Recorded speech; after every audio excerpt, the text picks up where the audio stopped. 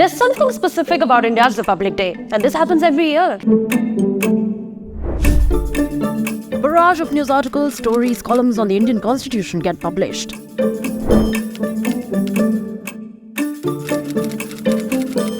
All trying to tell you interesting facts about our Constitution. Interesting facts that you didn't know before. Interesting this, interesting that.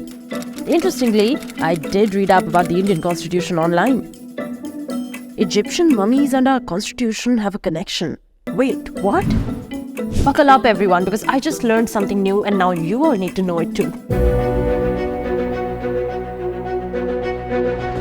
The day of 24 January 1915, Delhi was a bit wet. Light showers of rain had mixed a little too much cold in the air. But the day was important for a different reason.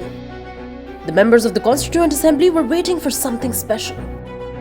They were all set to sign the document which would guide the future of independent India, the Constitution of India. There wasn't one but 3 copies of the Constitution, 1 printed and 2 handwritten, in Hindi and in English. Now this meant both of these handwritten copies had to be preserved somewhere, they had to be kept. I read up on how these handwritten copies had to be preserved.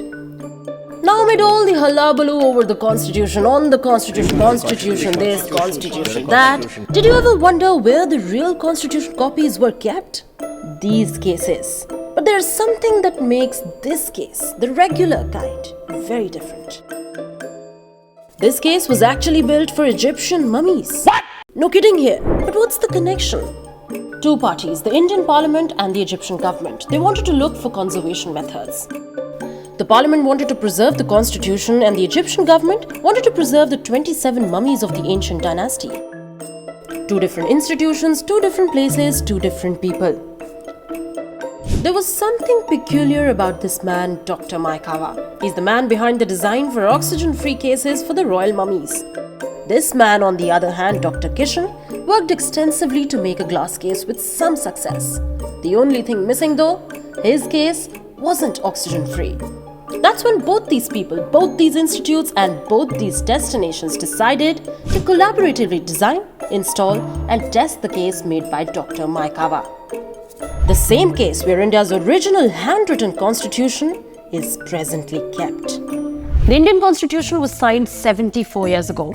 These 2 men and 2 cases ensured that these papers stayed on for all the future generations to come. And while these cases protected the Indian Constitution physically, on this Republic Day, let's ensure that we protect the Constitution, the letter and the spirit, in paper and in practice.